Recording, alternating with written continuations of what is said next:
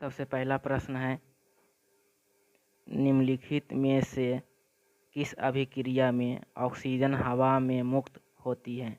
तो हवा में ऑक्सीजन मुक्त होने वाली अभिक्रिया को हम लोग बोलते हैं प्रकाश संश्लेषण। तो पहला ही ऑप्शन है, यही इसका सही आंसर है। प्रकाश संश्लेषण होता क्या है? जब हरे पौधे अपना भोजन खुद बनाती हैं तो इस प्रक्रिया को हम लोग बोलते हैं प्रकाश संश्लेषण। प्रकाश संश्लेषण होने के लिए क्या क्या चीज़ों की ज़रूरत पड़ता है? तो सबसे पहला है क्लोरोफिल।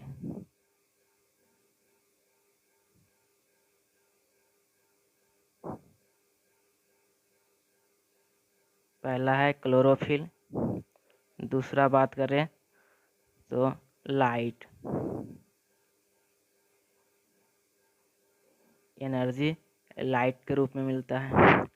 तीसरा है CO2 एंड फोर्थ नंबर पे है आपका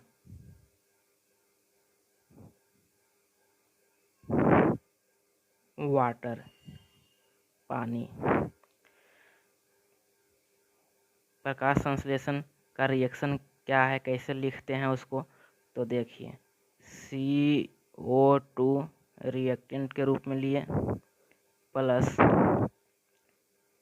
वाटर, पानी रिएक्टेंट के रूप में लिए तो हम लोग को प्रोडक्ट मिलेगा, वह मिलेगा कार्बोहाइड्रेट, जो कि होगा C6H12O6 plus water plus oxygen, जो कि हवा में बाहर निकलेगी। यह ऑक्सीजन जो रिलीज होती हैं, यह ऑक्सीजन रिएक्टेंट में यूज़ किया गया वाटर से आता है। अब रिएक्शन को बैलेंस करने के लिए हम लोग CO2 के आगे 6 लगाते हैं, वाटर के आगे 12 लगाते हैं और प्रोडक्ट के साइड में वाटर के आगे 6 लगाते हैं, ऑक्सीजन के आगे भी 6 लगाते हैं। तो प्रकाश संश्लेषण के दौरान 1 मोल कार्बोहाइड्रेट बनाने के लिए आपको 1 मोल कार्बोहाइड्रेट के लिए आपको 6 मोल CO2 खर्चा करना पड़ेगा और 6 मोल ऑक्सीजन आपको प्रोडक्ट के रूप में भी मिलेगा और 12 मोल पानी को आपको खर्च करना पड़ेगा। चलते हैं अब अगले प्रश्न पे।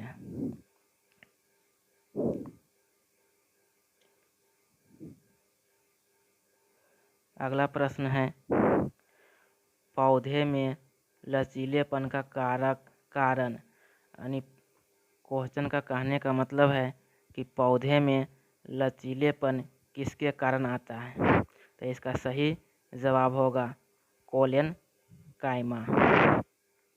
देखिए, टिश्यू या ऊतक की यदि बात करें, टिश्यू या ऊतक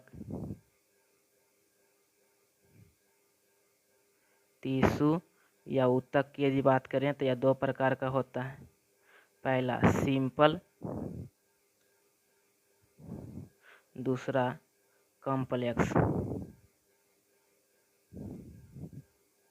कॉम्प्लेक्स।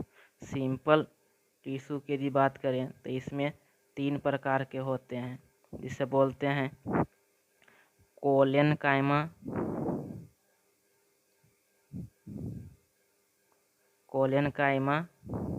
दूसरा होता है पेरेनकाइमा एंड तीसरा होता है स्क्लेरेनकाइमा। यहाँ पे जगह का कमी है, इसलिए सही से आप लोग को दिखाई नहीं दे रहा होगा। आप लोग सुन लीजिए, दोबारा बोल दे रहे हैं। सिंपल टिश्यू 3 प्रकार का होता है, कोलेन काइमा, पेरेनकाइमा एंड स्क्लेरेनकाइमा। तो यहाँ पे कोलेन काइमा जो होता है वह लचीलेपन का कारण होता है। पेरेनकाइमा जो होता है वह, मान लीजिए कि यह एक प्लांट का यानी पौधे का टिश्यू है। सबसे ऊपर वाले भाग को एपिडर्मिस बोलते हैं। उसके नीचे जो होता है उसको हम लोग पेरेनकाइमा बोलते हैं, जो कि आपको डिफ्यूज़न में मदद करता है, मतलब गैस को आदान प्रदान करने में मदद करता है, या तो पानी को आर पार होने में भी मदद करता है। उसके अंदर में होता है कोलेनकाइमा, जिसका कि किनारे पे थिक होता है यानी थोड़ा सा मोटा होता है, उसे बोलते हैं कोलेनकाइमा, जो कि लचीला होता है। और स्केलेटन काइमा सबसे अंदर में होता है और यह कठोर होता है, इसीलिए और इसका स्केलेटन काइमा का काम होता है कि पौधे में मजबूती प्रदान करना, जिससे पौधा मजबूत हो। तो इसका सही जवाब होगा लचीलेपन के लिए कोलेन काइमा। कम्प्लेक्स टिश्यू की यदि बात करें तो कम्प्लेक्स टिश्यू में जाइलम एंड फ्लोएम आता है। आगे यदि इस प्रकार का क्वेश्चन आएगा तो वहाँ पे भी डिस्कस करेंगे। अब अगला प्रश्न है, रक्त में शर्करा यानी शुगर के स्तर में वृद्धि पता किसकी कोशिकाओं द्वारा चलता है। तो बात कर रहा है शुगर की। यदि शुगर की हम लोग बात करें तो शुगर यानी बात कर रहा है हम लोग को शुगर का, तो शुगर को कंट्रोल करने के लिए इंसुलिन का ज़रूरत पड़ता है।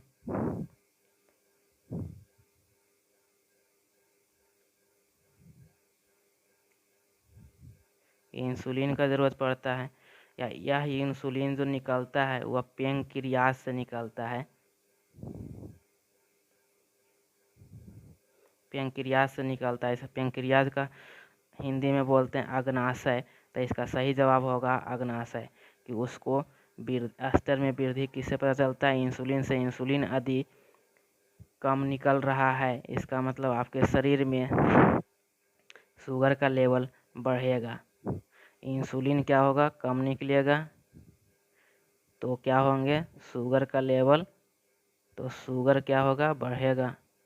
तो इसको याद रखिएगा, इसका सही जवाब होगा अग्नाशय। पित्ताशय का मतलब होता है गैल ब्लैडर, जिससे निकलने वाले रक्त को सिट्रिक डक्ट बोलते हैं।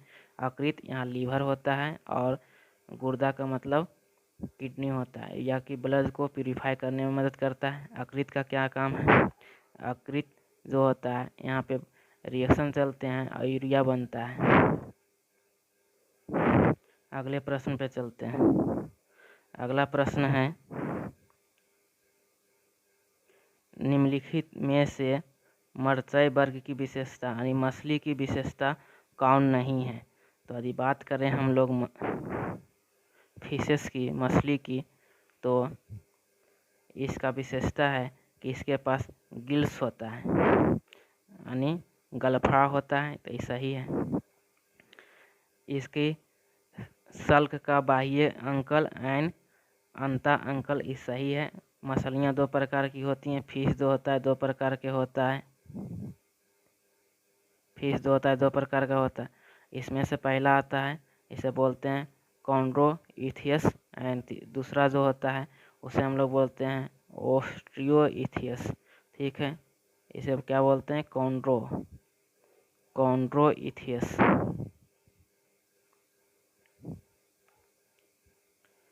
कॉन्ड्रोइथियस इसके बोलते हैं ओस्ट्रियोइथियस। तो दोनों में पाया जाता है अंता एंड बासल्क हड्डियाँ। और सीडोसुलोम जो होता है यानी सीडोसुलोम की बात करें तो यह केवल एस्केलमिंथिस में पाया जाता है। एनिमल किंगडम की यदि बात करें तो एनिमल किंगडम में 9 फाइलम होता है। वह 9 फाइलम में एक फाइलम है एस्केलमिंथिस।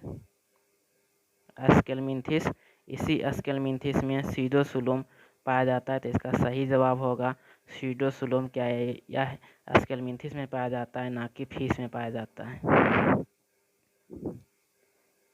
यदि बात करें अगले प्रश्न की, तो मछलियों की हृदय में आपको कश बताना है। मतलब जैसे मान लीजिए कि यह ह्यूमन बीइंग है, एक ह्यूमन बीइंग है, हम लोग आदमी हैं, तो इसके हार्ट की यदि बात करें तो इसमें 4 चैम्बर होता है। 2 को क्या होते हैं, आर्टिकल्स होते हैं, आर्टिया होते हैं, और 2 वेंट्रिकल होते हैं। या राइट हो गया या लेफ्ट हो गया, इसी प्रकार से या राइट हो गया या ये लेफ्ट हो गया। तो मछली की यदि बात करें तो इसमें केवल 2 ही चैम्बर होता है। इसे हम लोग ऊपर वाले को आर्ट्रिया और नीचे जो लिख रहे हैं इसे वेंट्रिकल हो गया। इसलिए इसमें इधर से ऑक्सीजन आता है यहाँ पे, फिर मिक्स होकर यहाँ पे चला जाता है, तो इसमें होगा 2। तो मछलियों में कितने चैम्बर होते हैं, तो इसका आंसर होगा 2। 3 चैम्बर किस में होते हैं, तो 3 चैम्बर का जो एग्जाम्पल होगा वो आप याद रखिए, यह होता है एम्फीबियंस में। एम्फीबियंस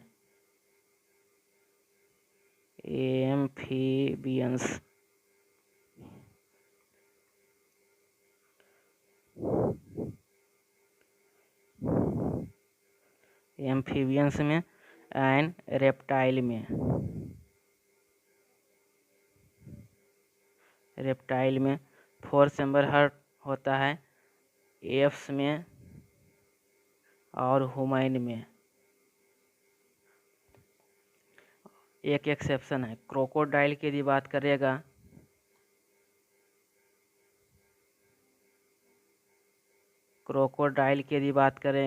तो क्रोकोडाइल में 4 चैम्बर हार्ट पाया जाता है। कितने चैम्बर होते हैं, 4। तो क्रोकोडाइल में 4 चैम्बर पाया जाता है, 4 चैम्बर।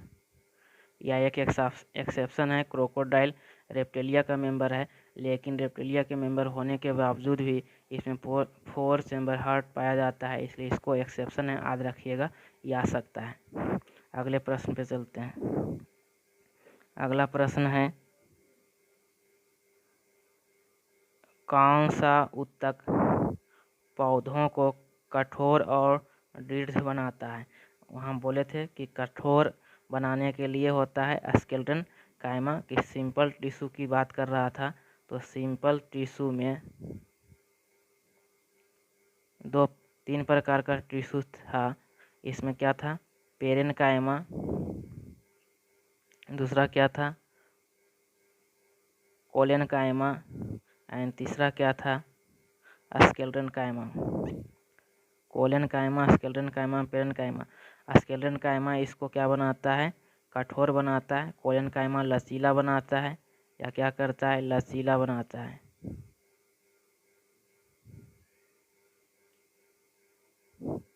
और पेरेन्काइमा डिफ्यूजन के लिए मदद करता है।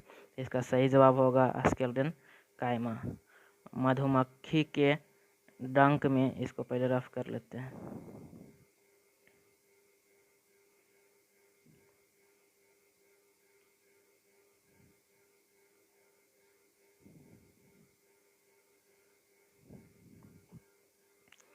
मधुमक्खी के डंक का इलाज करने के लिए हम लोग किसका उपयोग करते हैं, तो मधुमक्खी का डंक की यदि बात करें तो मधुमक्खी के डंक में एक फॉर्मिक एसिड पाया जाता है। कौन सा एसिड पाया जाता है, फॉर्मिक एसिड। तो इसके डंक में कौन सा एसिड पाया जाता है, तो इसके डंक की यदि बात करें तो इसमें पाया जाता है फॉर्मिक एसिड।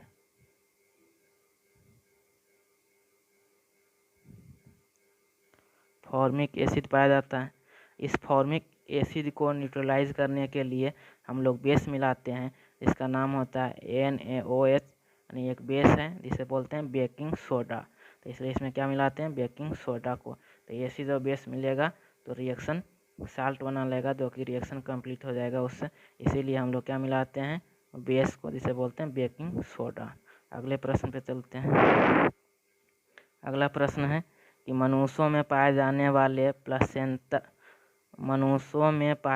वाला प्लासेंटा ऊतक द्वारा निम्न में से कौन सा काम किया जाता है। यानी प्लासेंटा का काम क्या है, ये पूछ रहा है। तो मान एक एम्ब्रियो है, यह एम्ब्रियो जो होता है यह यूटेरस में मदर के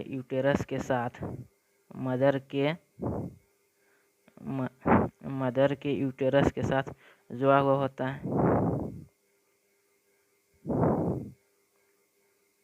यूटेरस है, इसमें चिपकता है, यहाँ जुड़ा, इस जो जोड़ता है इसे बोलते हैं अम्बिकल कॉर्ड, इसे अम्बिकल कॉर्ड बोलते हैं।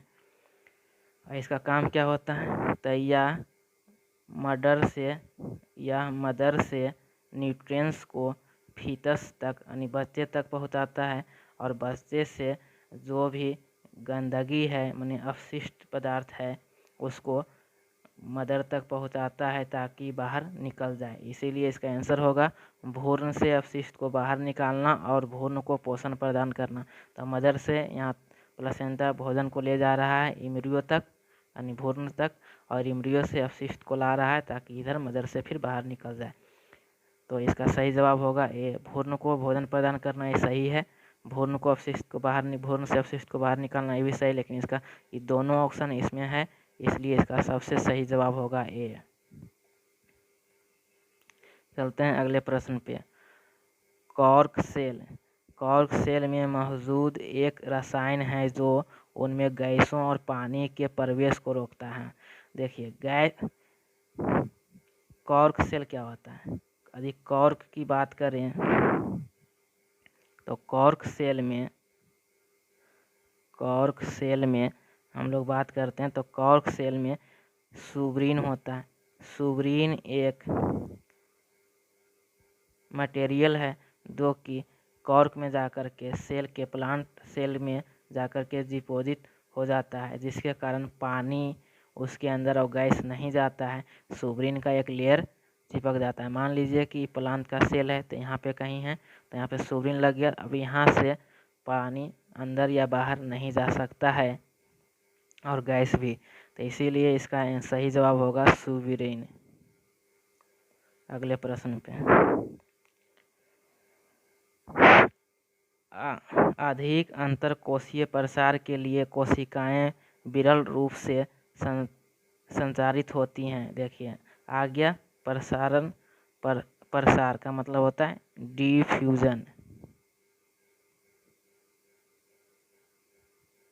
डिफ्यूजन आ गया, डिफ्यूजन का और डिफ्यूजन के लिए हम बताए थे कि टिश्यू तीन प्रकार, सिंपल टिश्यू तीन प्रकार के होता है, parenchyma, collenchyma and sclerenchyma.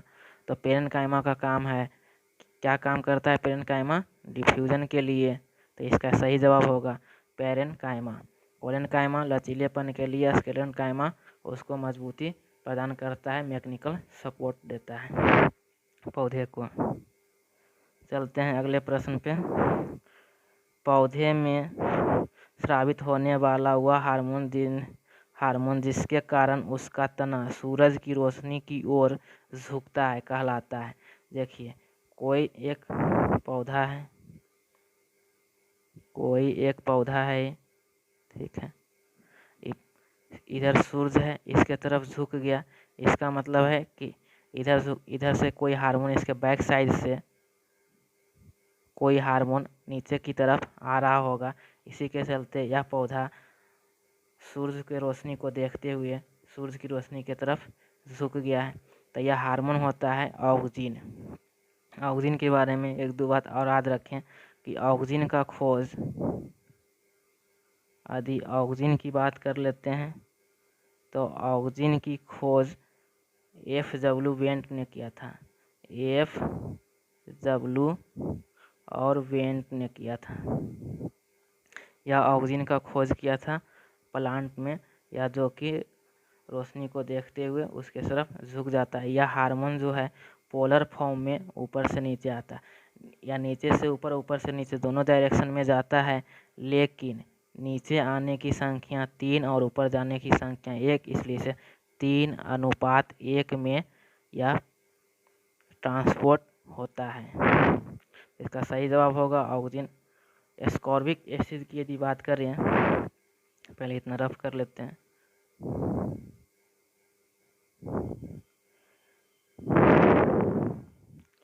Ascorbic acid की यदि बात करें तो इसे ABA हार्मोन भी बोलते हैं। ABA अस्कॉर्बिक एसिड का दूसरा नाम क्या है? ABA हार्मोन, या स्ट्रेस हार्मोन भी इसको बोलते हैं।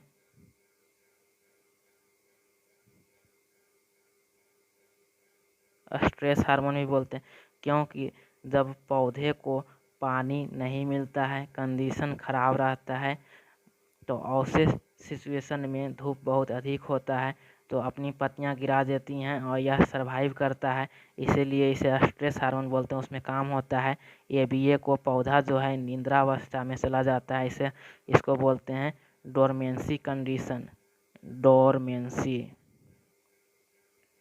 डोरमेंसी कंडीशन बोलते हैं। तो इसमें काम करता है एस्कॉर्बिक एसिड। अब चलते हैं हम लोग अगले ऑप्शन को, सब ऑप्शन के बारे में जान लीजिए, प्रश्न आ सकता है। जिब्रेलिन, यदि जिब्रेलिन की बात करें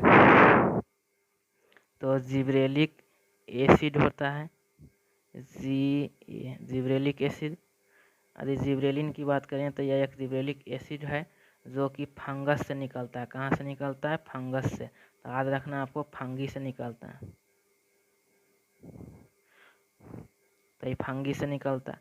उसकी बात करें कि कौन सा फंगी से, तो जिब्रेला फुजिकोरी नाम का एक फंगी है, उसी से यह निकलता है।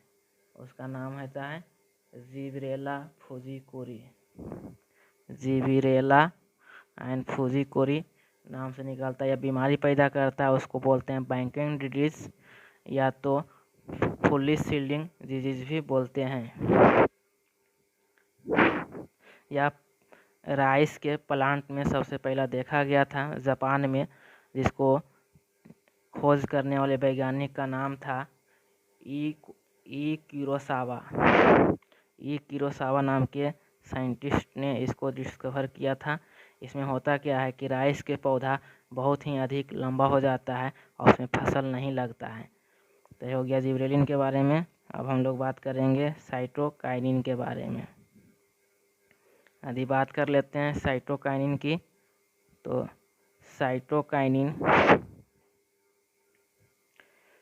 साइटोकाइनिन भी एक प्लांट हार्मोन है जो कि सेल के डिवीजन में मदद करता है, सेल को डिवीजन करने में मदद कराता है, सेल डिवीजन में यह मदद करता है साइटोकाइनिन। इसके चलते क्या होते हैं, पौधे हरा रहता है और पौधे का लेंथ भी बढ़ता है। और हम लोग बात कर लेते हैं इसके प्लांट हार्मोन के बारे में, एक दो बातें जो कि इम्पोर्टेंट है, आप इसको ध्यान रख सकते हैं।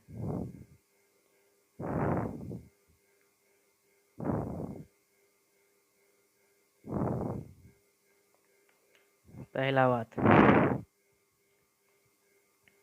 कि प्लांट हार्मोन जो होता है, प्लांट हार्मोन जो है इसको दो ग्रुप में बांटा गया है। प्लांट के हार्मोन को दो ग्रुप में बांटा गया है, प्लांट हार्मोन के दो ग्रुप में बांटा गया। पहला है प्रोमोटिंग, जो कि क्या करेगा, बढ़ावा देगा। दूसरा है इनहिबिटिंग, जो क्या करेगा, प्लांट को वृद्धि होने से रोकेगा। प्रोमोटिंग हार्मोन की बात करें तो यह 3 प्रकार की हार्मोन है। इसमें आता है ऑक्सिन, दूसरा है ABA, नहीं पहला है ABA नहीं होता, ऑक्सिन हो गया, फिर होगा जिब्रेलिन GA, एंड तीसरा होता है साइटोकाइनिन। जबकि इनहिबिटिंग की यदि बात करें तो इसमें 2 गो आता है। इनहिबिटिंग में इथाइलिन आता है, इथाइलिन, और ABA होता है। और कौन सा होगा, ABA। यहाँ पे स्पेस का कमी है तो लिख देते हैं ABA। 2 हो गया, एस्कॉर्बिक एसिड और इथाइलिन इन प्लांट के ग्रोथ को रोकता है। इसमें से एक बात आपको याद रखना है कि इथाइलिन एक ऐसा हार्मोन है जो कि प्रोमोटर और इनहिबिटर दोनों की तरह काम करता है। तो आप इसको याद रखिएगा कि इथाइलिन एक ऐसा हार्मोन है, प्लांट हार्मोन है, जो कि प्लांट के वृद्धि और उसके रोकने में दोनों में मदद करता है। अधिकांश काम यह इथाइलिन प्लांट के वृद्धि को रोकने में ही काम करता है। चलते हैं अगले प्रश्न पे। अगला प्रश्न है,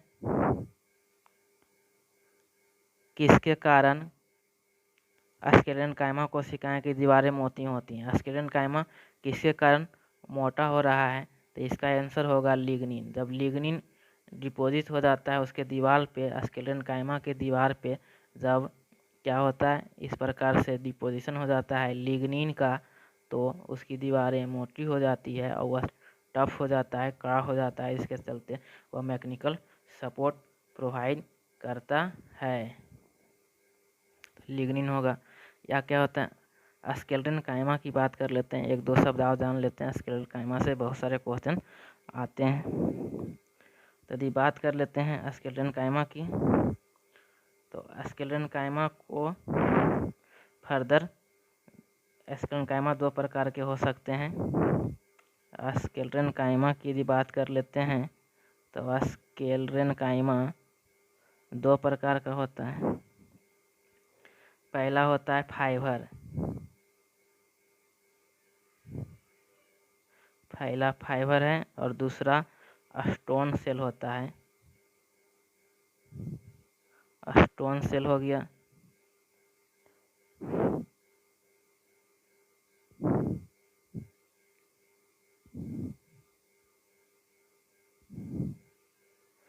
स्टोन सेल हो गया।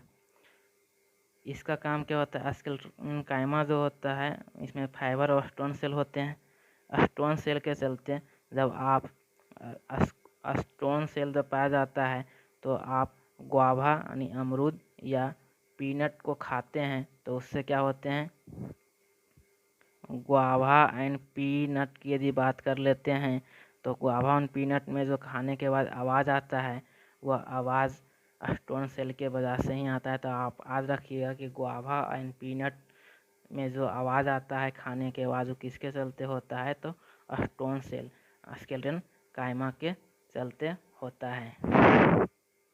अगला प्रश्न पे,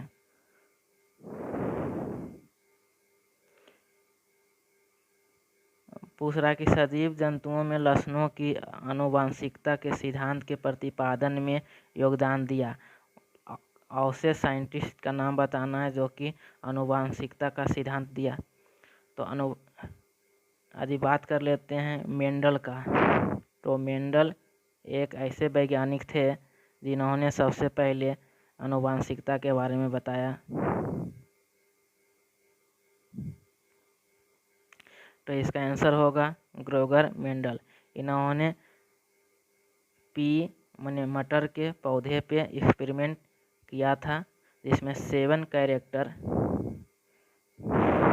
कितने कैरेक्टर को लिया गया था, 7 पेयर ऑफ कैरेक्टर थे जो कि पी प्लांट पे किया गया था, इसलिए इसे फादर ऑफ जेनेटिक्स भी बोलते हैं मेंडल को। मेंडल को क्या बोलते हैं, फादर ऑफ जेनेटिक, आनुवंशिकता का पिता भी इसे कहा जाता है, इसलिए इसका सही जवाब होगा ग्रेगर मेंडल। चलते हैं अगले प्रश्न पे।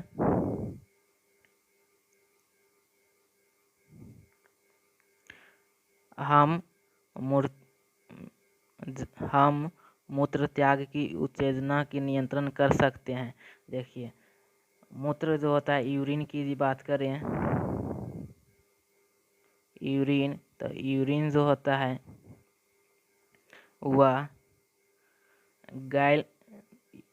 यूरिन जो होता है यूरिनरी ब्लेडर में आकर के जमा हो जाता है। यूरिनरी ब्लेडर के पास रिसेप्टर होता है, यूरिनरी ब्लेडर के पास रिसेप्टर होता है। यह रिसेप्टर बना होता है मसल का, जिसे बोलते हैं डेट्रस मसल।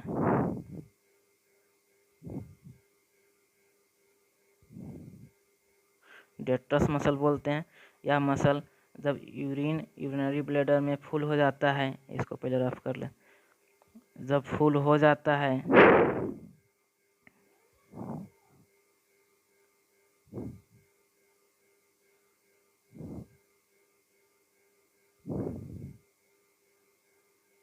जब यूरिन यूरिनरी ब्लैडर में फुल हो जाता है तो क्या होता है? फुल होने के चलते इसके रिसेप्टर में स्ट्रेस आता है, तनाव आता है। वह तनाव का जो सिग्नल है, स्ट्रेस का जो सिग्नल है, वह आपको CNS को जाता है, सेंट्रल नर्वस सिस्टम को जाता है। यह central nervous system parasympathetic nerve के द्वारा जो सिग्नल जाता है उसे बोलते हैं सिंपैथेटिक नर्व। जो सिग्नल लौट के आता है सेंट्रल नर्वस सिस्टम से घूम के आपको आएगा ब्लैडर की तरफ, उसे बोलते हैं पारासिम्पैथेटिक नर्व बोलते हैं। यह स्ट्रेस को क्या करता है? यूरिनरी ब्लैडर को सिकुड़ने का काम करता है और इसमें यूरिनरी ब्लैडर में लगा हुआ होता है एक वाल्व जिसे बोलते हैं स्फिंक्टर, उसे रिलैक्स करता है। तो स्फिंक्टर को क्या करता है? इसमें याद रखना है कि यूरिनरी ब्लैडर के स्फिंक्टर को रिलैक्स करता है और ब्लैडर को क्या करता है? स्ट्रेस करता है। यूरिनरी ब्लैडर को क्या करता है? स्ट्रेस करता है। तो यूरिनरी ब्लैडर की बात करें तो यूरिनरी ब्लैडर को कॉन्ट्रैक्ट करेगा, दबाएगा और स्फिंक्टर को क्या करेगा? रिलैक्स करेगा। तो आपको क्या हो जाएगा? यूरिनेशन, मूत्र त्याग। तो इसमें देखिए ऑप्शन में सबसे अंतिम में लिखा है कि मांसपेशियां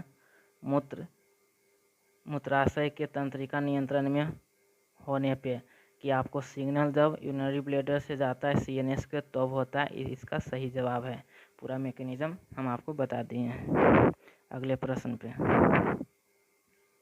अगला प्रश्न है, पौधे के बीज में एक खाद्य भंडार के रूप में कार्य करता है बीज पत्र जिसे बोलते हैं कोटिलीडन। कोटिलीडन दो प्रकार के होता है। कोटिलीडन दो प्रकार के होते हैं, मोनोकोटिलीडन एंड डाई कोटिलीडन होते हैं। तो इसका आंसर होगा बीज पत्र। चलते हैं अगले प्रश्न पे। अगला प्रश्न है, निम्नलिखित में से कौन सा एक सरल अस्थायी ऊतक नहीं है? सरल अस्थायी ऊतक नहीं। तो सरल ऊतक की यदि बात करें तो सरल ऊतक जो होता है सिंपल टिश्यू, तो सिंपल टिश्यू में 3 गो आता है, पेरेन्काइमा, कोलेनकाइमा एंड स्केलेटनकाइमा। जबकि कॉम्प्लेक्स टिश्यू की बात करते हैं हम लोग, तो इसको रफ करते हैं। तो यह सब सिंपल टिश्यू हो गया। इन्हें बोला कि कौन सा सिंपल टिश्यू नहीं है, तो कोलेनकाइमा हो नहीं सकता है क्योंकि यह सिंपल टिश्यू है। और कॉम्प्लेक्स की यदि बात कर लेते हैं, कॉम्प्लेक्स की बात करते हैं तो इसमें 2 गो होता है। एक होता है जाइलम, दूसरा होता है फ्लोएम। फ्लोएम का दूसरा नाम लेप्टम भी होता है। तो इसका आंसर होगा, सही जवाब होगा जाइलम, क्योंकि जाइलम कॉम्प्लेक्स टिश्यू है, ना कि सिंपल यानी सरल टिश्यू है। तो इसका आंसर होगा जाइलम। फ्लोएम का दूसरा नाम लेप्टम भी होता है। लेप्टम, इसको याद कैसे रखना है? लेप्टम एंड फ्लोएम एक ही बात है।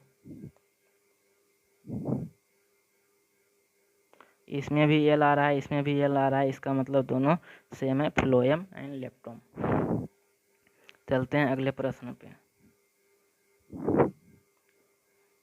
लैंगिक जनन के दौरान जब 2 अलग अलग जीवाणु कोशिकाएं संयोजित होती हैं तो वे किस चीज़ का निर्माण करती हैं?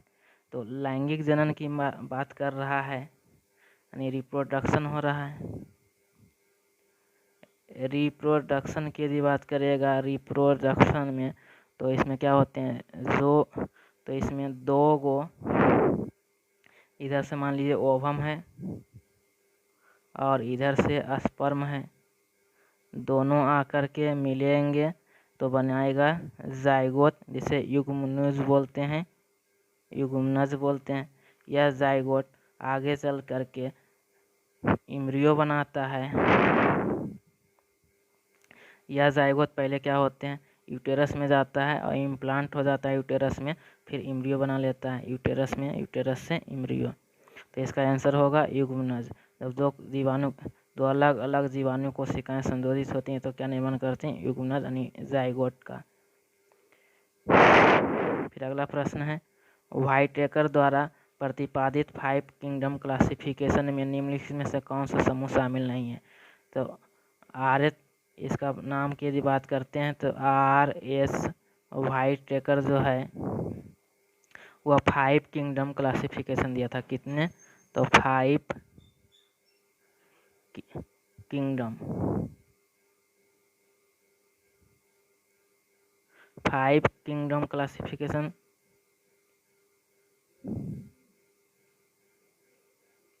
फाइव किंगडम क्लासिफिकेशन में कौन कौन शामिल है, तो होता है मोनेरा, प्रोसिस्टा,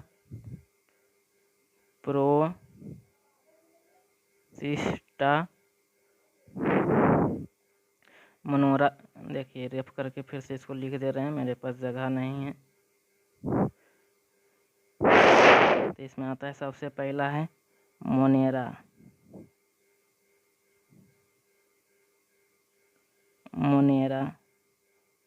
दूसरा है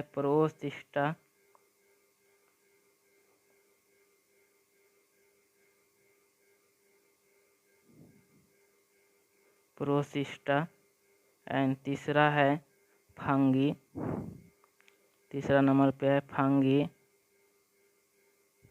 एंड फोर्थ नंबर पे है प्लांटी यानी प्लांट, एंड फिफ्थ नंबर पे है एनिमिलिया। इसमें देखिए क्या क्या लिखा है, इनमें से कौन नहीं है। ये लिखा है प्रोटोजोआ जबकि होता है प्रोसिस्टा, तो ये नहीं होगा, इसका सही जवाब यही है। फंगी 5 किंगडम व्हाइटेकर के क्लासिफिकेशन में है, इसलिए यह आंसर नहीं होगा। एनिमिलिया भी है, नहीं होगा। प्रोसिस्टा भी है, नहीं होगा। प्रोटोजोआ नहीं आता है, इसलिए यह इसका सही जवाब होगा प्रोटोजोआ। तो आपको याद रखना है कि 5 किंगडम क्लासिफिकेशन में 5 किंगडम को रखा गया था जो कि है 5 किंगडम को रखा गया था जो कि है monera, protista, fungi, plantae and animalia. चलते हैं अगले प्रश्न पे। अगला जो प्रश्न है वह है कि निम्नलिखित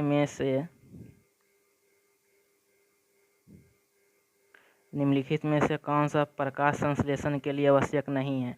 तो प्रकाश संश्लेषण की बात कर चुके हैं कि फोटोसिंथेसिस में क्या क्या चाहिए, तो उसमें क्लोरोफिल चाहिए, सूर्य का प्रकाश चाहिए एनर्जी के लिए, कार्बन डाइऑक्साइड चाहिए और वाटर चाहिए।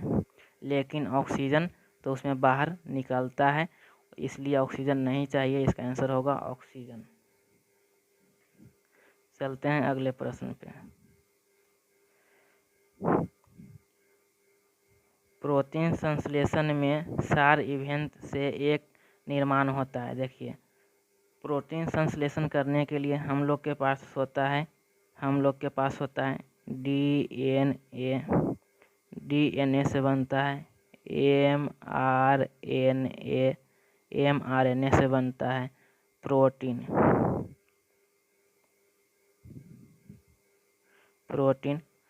तो इस प्रक्रिया को जो यहाँ से यहाँ तक बन रहा है डीएनए से लेके प्रोटीन तक, इस प्रक्रिया को बोलते हैं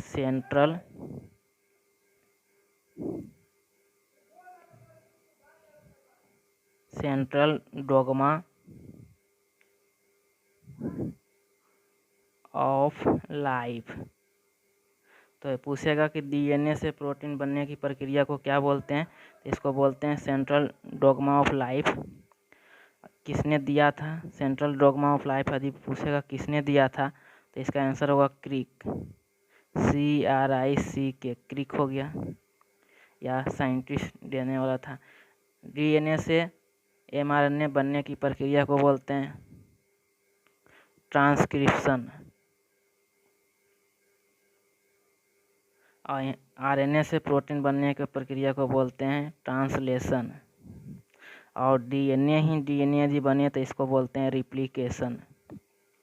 तो डीएनए से डीएनए को रिप्लिकेशन, डीएनए से प्रोटीन बनने की प्रक्रिया को ट्रांसलेशन, ट्रांसक्रिप्शन इसको बोलते हैं। डीएनए से आरएनए बनने की प्रक्रिया को ट्रांसक्रिप्शन, इसको बोलते हैं ट्रांसलेशन। ठीक है, तो एक बार फिर से इसको रफ करके सही से लिख दे रहे हैं।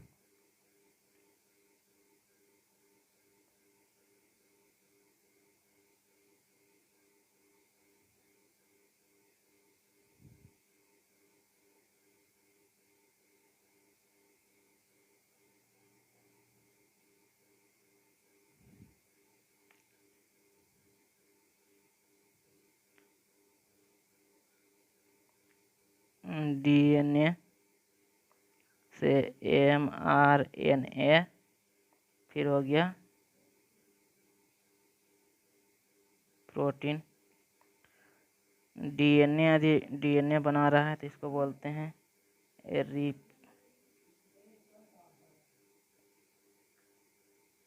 रिप्लिकेशन। प्रोटीन डीएनए से एमआरएनए बनता है, इसे बोलते हैं ट्रांसक्रिप्शन।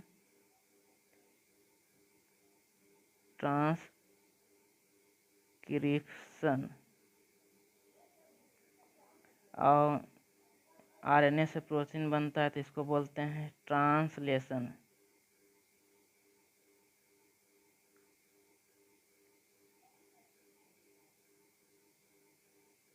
ट्रांसलेशन बोलते हैं, इसलिए इसका सही जवाब होगा एमआरएनए। अगला प्रश्न पे, निम्नलिखित में से कौन सा जंतु गर्म रक्त वाला होता है? तो वार्म ब्लडेड की यदि बात करें, वार्म ब्लड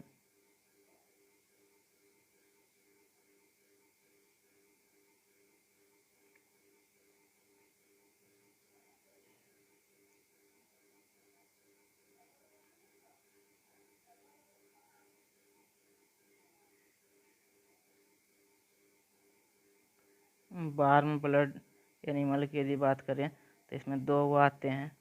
पहला है एप्स यानी पक्षी, और दूसरा है मैमल।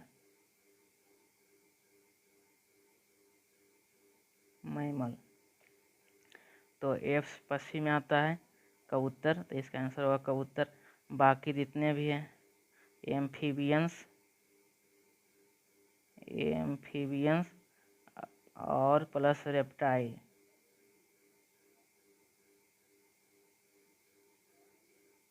यह दोनों एम्फीबियंस और रेप्टाइल्स जो है कोल्ड ब्लडेड होता है, कोल्ड ब्लड। तो इसलिए इसका सही जवाब होगा गर्म खून वाले कबूतर। मगरमच्छ रेप्टाइल्स है, मेढक एम्फीबियंस है, और मछली पीसेस भी जो है वह कोल्ड ब्लडेड में ही आता है। इसका आंसर होगा कबूतर। चलते हैं अगले प्रश्न पे, पहले उसमें देख लेते हैं वो थोड़ा सा और एक बात को, इसको रफ करके।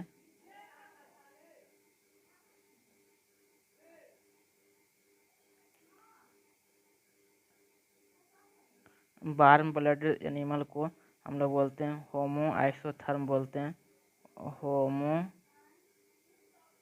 आइसोथर्म बोलते हैं। जबकि कोल्ड ब्लडेड को क्या बोलते हैं? कोल्ड ब्लडेड को क्या बोलते हैं?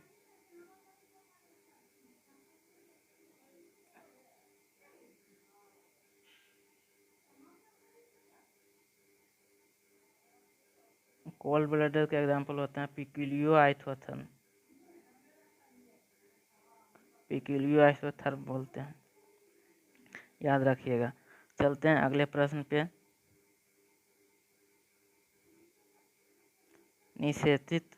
निषेचित अंडा युग्म किसमें सम्मिलित होता है? यानी बोल रहा है कि फर्टिलाइजेशन हो गया या ओवम है या स्पर्म है,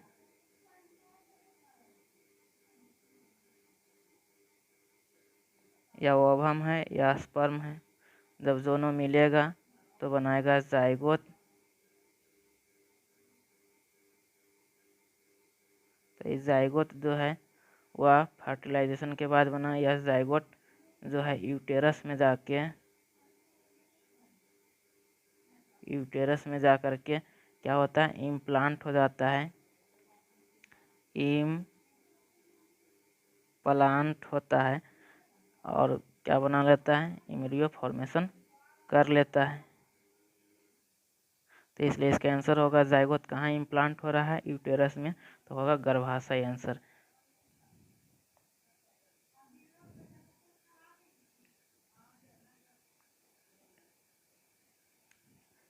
एक प्रकार का प्रजनन जिसमें पौधे का भाग